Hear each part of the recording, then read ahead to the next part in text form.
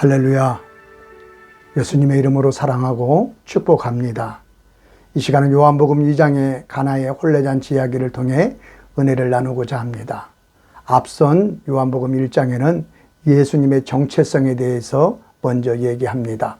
예수님은 완전한 하나님의 본체시며 하나님의 아들이라 말씀하시며, 요한복음 2장 1절에 갈릴리 가나의 혼례가 있어 예수의 어머니도 거기 계셨다를 말씀하며, 하나님이신 예수님께서 육신의 어머니가 계시다는 것을 통해 완전한 사람의 몸으로 이 땅에 오셨음을 증언합니다. 이 가나의 혼인잔치에 예수님의 어머니와 예수님과 그 제자들까지 초청되었는데, 이 혼례잔치에 포도주가 떨어졌다는 위기로 이야기가 시작됩니다. 이 포도주가 떨어진 결혼식의 위기를 예수님께서 물로 최고의 포도주를 만들어 잔치는 계속 이어지는데, 11절에 예수께서 이 첫 표적을 갈릴리 가나에 행하여 그의 영광을 나타나심에 제자들이 그를 믿으니라며 마칩니다. 요한복음만의 독특한 표현으로 첫 번째 표적이라 강조하는데, 이 첫 번째란 말의 의미는 아주 중요하다는 의미도 있고 시작이라는 의미도 있습니다. 즉 아주 중요한 일이 시작되었다, 또 반드시 모두가 알아야 할 일이 시작되었다는 것입니다. 또한 물이 포도주로 변한 기적을 굳이 표적이라 하는 데는 이 기적을 통해 나타내고 전하고자 하는 메시지가 있다는 의미죠. 요한복음은 그래서 하나님의 아들 예수께서 아주 중요한 일을 시작했다는 메시지를 나타내고 전하고자 이 혼례잔치를 찾았다는 것입니다. 그래서 이 결혼과 상관이 없을 수 있는 제자들까지 대동한 것이죠. 여기 혼례잔치에 포도주가 떨어진 위기는 하나님 앞에 선택받은 이스라엘의 영적 상태를 상징합니다. 이사야서는 너를 지으신 이가 내 남편이라, 그의 이름은 만군의 야훼시며 내 구속자는 이스라엘의 거룩한 이시라. 하나님과 이스라엘의 관계는 창조주와 피조물의 관계를 넘어 목자의 양과의 관계, 사랑하여 결혼한 신랑과 신부의 관계, 부부의 관계로 성경은 표현하기도 합니다. 그러기에 성경은 우상 섬기는 것을 간음이라며 가장 큰 범죄로 봅니다. 특히 타 종교에서는 배교하지 않는 범위에서 다른 종교에 기웃거리는 것을 그리 예민하게 생각하지 않습니다. 불교 신자가 점쟁이 찾는 것, 그럴 수 있다고 용납합니다. 그러나 유독 기독교는 다른 우상에 눈만 돌려도 아주 예민한데, 하나님과 우리의 관계가 혼인관계이기 때문에 그렇습니다. 여러분의 남편과 아내가 다른 이성에게 관심을 가지면 어때요? 눈 돌아가잖아요? 구약 성경을 보면 이스라엘은 한 번도 하나님을 떠난 적이 없습니다. 그럼에도 하나님은 선지자들을 통해 너희가 나를 떠나 간음했다 지적하고, 이스라엘은 외교상 어쩔 수 없이 이웃나라의 우상신전 몇 개를 세웠을 뿐인데, 하나님은 이 패역한 나라라고 나라의 운명까지 경고합니다. 여러분, 이런 하나님에 대해 어떻게 생각하십니까? 유난이다, 예민하다 합니까? 그래서 하나님은 호세아 선지자에게 음란한 여자 고멜과 결혼하라 말씀하십니다. 고멜의 입장에서는 이미 음란한 여자라고 낙이 찍힌 자신과 결혼한 호세아에게 진심으로 사랑하며 가정에 충실해야 마땅합니다. 그런데 고멜은 결혼한 후에도 그녀의 음란한 행위는 계속되었으며 새 자녀를 낳았음에도 부정한 짓을 계속하며 결국 남편과 자녀를 버리고 정부를 쫓아 집을 나갔습니다. 하나님은 남편인 호세아에게 이 음란하고 방탕한 여자 고멜을 값을 지불하고 사서 다시 데려오라 합니다. 여러분은 이와 같은 아내를 위해 값을 지불하고 데려오겠습니까? 지금 여러분의 감정 어떠세요? 참 못된 여자라 생각하겠지요. 하나님은 호세아 선지자에게 나의 마음이 이렇다는 것입니다. 왜? 하나님과 이스라엘의 관계는 혼인관계, 거룩한 신랑과 신부이기 때문에 그렇습니다. 그런데 이런 결혼에 시작부터 문제가 생겼습니다. 혼인잔치에 포도주가 떨어진 것입니다. 누구의 문제입니까? 이스라엘로 상징되는 신부 측의 문제지요. 이스라엘의 결혼은 통상 어렸을 때 부모들에 의해서 약혼이 되고 자녀들이 성인이 되어 이 결혼에 동의하면 정혼이 됩니다. 이 정혼은 거의 결혼과 동일한 효력을 가집니다. 그 1년 정도의 결혼 준비 기간을 거쳐 추수를 마치고 신랑은 신부를 위해 예물을 준비하고 신부 집에 찾아가고 신부 측은 1년 동안 결혼식을 준비하여 일주일 이상의 성대한 잔치를 합니다.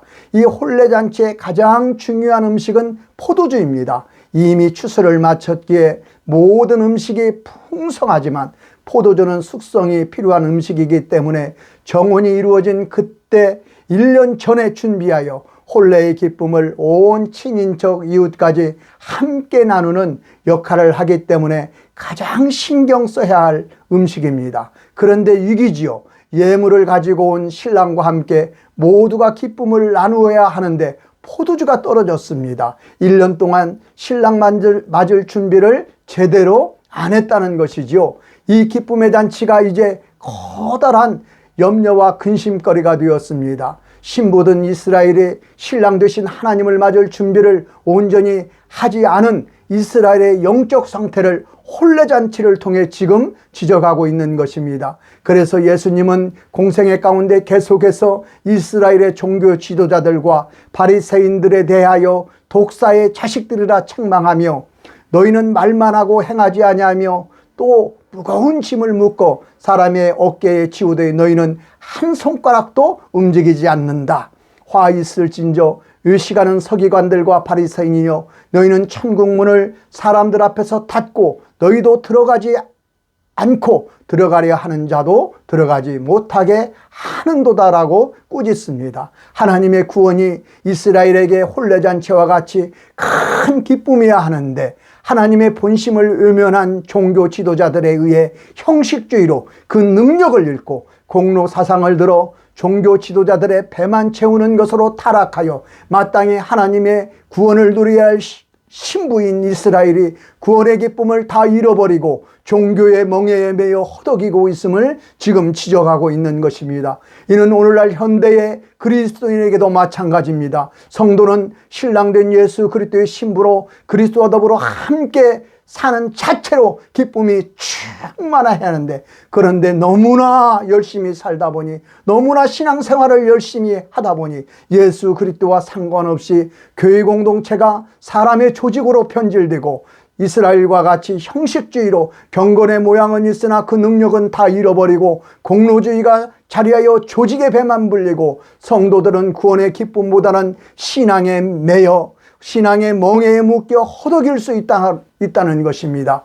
이런 본질이 변질된 상태, 마땅히 신랑 되어야 할 예수님이 주인공인 예수님이 지금 하객의 한 사람으로 초대된 것입니다. 차려진 음식이나 먹고 가라는 것이죠. 우리도 그렇잖아요. 예수님을 나의 유일한 신랑으로 나의 절대 주인으로 모셔야 하는 것이 아니라 내가 사랑하는 좋아하는 많은 것 중에 하나로 내가 주는 헌금이나 받고 내가 하는 일이나 잘 되게 해달라는 식으로 그럼 더 줄 수 있다고. 여러분 이런 삶에 기쁨이 있을까요? 잘 되면 내가 잘한 것이니 교만이 하늘을 찌르고 조그만 문제에도 불안하고 초조하고 다른 사람 원망하고 기쁨을 다 잃어버리는 것입니다. 여러분 사람이 준비한 포도주는 곧 떨어지는 것입니다. 우리의 노력으로 일군 기쁨은 곧 사라지는 것입니다. 혼인잔치에 포도주가 떨어진 것처럼 그래서 불안하고 초조하고 이게 누구 때문이라고 원망합니다. 이에 예수님의 어머니가 예수님을 그 혼례의 주인으로 모시는 것입니다. 예수님께서 내가 상관할 바 아니라 해도 내 때가 아니라 함에도 강권하여 요청하여 하인들에게 말합니다. 너에게 무슨 말씀을 하시든지 그대로 하라. 그를 주인으로 온전히 모셔라. 그의 말에 순종하라. 성경은 계속해서 말합니다. 거기에 유대인의 정결 예식을 따라 돌 항아리 6이 놓였는지라. 율법으로 상징되는 물 항아리입니다. 예수께서 그들에게 이르시되 항아리에 물을 채우라 하신즉 아기까지 채우니 이제는 떠서 연회장에 갖다 주라 하심에 갖다 주었더라. 상식적인 자기 주장이 있는 사람은 할 수 없는 행동입니다. 그럼에도 할 수밖에 없었으면 옳고 그름의 판단은 주인의 몫이고 순종은 종의 몫입니다. 예수님을 주인으로 온전히 모셨기 때문에 순종한 것입니다. 연희장은 물로 된 포도주를 맛보고도 어디서 났는지 알지 못하되 물떠온 하인들은 알더라. 여러분, 기적이 일어났습니다. 물이 포도주로 변한 것입니다. 기쁨이 회복되었습니다. 율법으로 상징되어진 물통의 물 자체가 포도주로 변했습니다. 하나님과 본심과는 상관없는 종교적인 멍에, 율법의 멍에가 벗겨진 것입니다. 이제는 율법과 상관없이 예수 그리스도를 통해 구원의 기쁨, 혼례의 기쁨을 누릴 수 있는 새로운 날이 시작된 것입니다. 새로운 시대가 열린 것입니다. 이제는 은혜 받을 때요 구원의 날이 열린 것입니다. 이것은 만민이 알아야 할 가장 중요한 일이기에 예수님께서 첫 번째로 행하신 기적입니다. 표적입니다. 이 구원의 기쁨이 누구에게 주어졌습니까? 연희장은 물로 된 포도주를 맛보고도 어디서 났는지 알지 못하되 물떠온 하인들은 알더라. 여전히 예수님을 종교 지도자로, 선생으로, 선지자로, 손님으로 모시는 분은 연희장일지라도 신부의 아버지일지라도 알 수 없습니다. 그러나 그리스도를 주인으로 모시는 모든 이는 영접하는 그 누구든지 하나님의 자녀가 되는 권세를 주었으니 우리가 그의 영광을 보니 은혜와 진리가 충만하도다. 오늘날 예수 그리스도로 말미암아 새로운 구원이 문이 열린 것입니다. 우리의 신앙에 무거운 짐이 되거나 멍해가 되면 안 됩니다. 여러분, 신부가 가장 행복할 때는 신랑과 함께 있을 때입니다. 그런데 어떤 신부는 신랑을 그리 기뻐하지 않습니다. 왜? 다른 남자에게 눈을 돌렸기 때문에, 신랑이 아닌 것에 다른 관심을 두기 때문에, 신랑이 아닌 신랑 손에 들린 선물에만 관심을 가지면 어느덧 기쁨을 잃어버립니다. 결혼이 큰 멍해로 변하는 것입니다. 기쁨을 잃어버려서 그 인생이 피폐해지는 것입니다. 그러나 신랑 되신 예수님을 주인으로 모시면 신랑은 이미 여러분을 위해 그의 생명을 주셨더니 여러분의 모든 말에 귀 기울여 주실 것입니다. 여러분의 소원을 기쁘게 들어줄 것이며 아브라함에게 약속했듯이 여러분을 열국의 아비로 어미로 높여주실 것입니다. 예수 그리스도를 주인으로 영접하여 열국의 아비가 되고 어미가 되는 복을 누리시기를 예수님의 이름으로 축원드립니다. 다시 한번 아버지 하나님, 우리 두 손을 들고 손을 들어 신랑 되신 예수님, 나의 온전한 주인으로 오아 주시옵소서.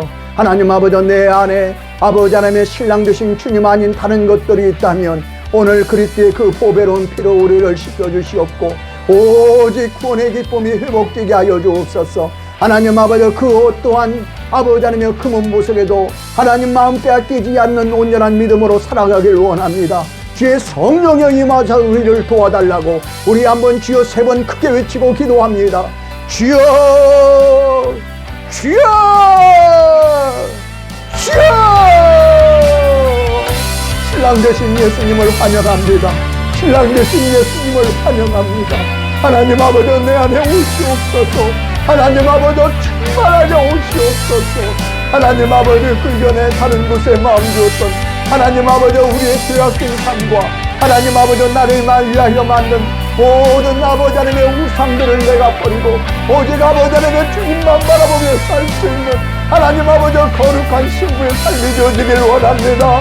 하나님 아버지, 이 모든 것 나의 힘으로 되지 아니하오니 아버지 하나님의 뒤에 성령께서 오셔서 나를 아버지 하나님의 정결하게 하시고 깨끗하게 하여 주시고 하나님 아버지, 신랑 되신 예수님 앞에 서기에 조금도 부끄러움이 없는 자로 하나님 아버지 하여 주시옵소서.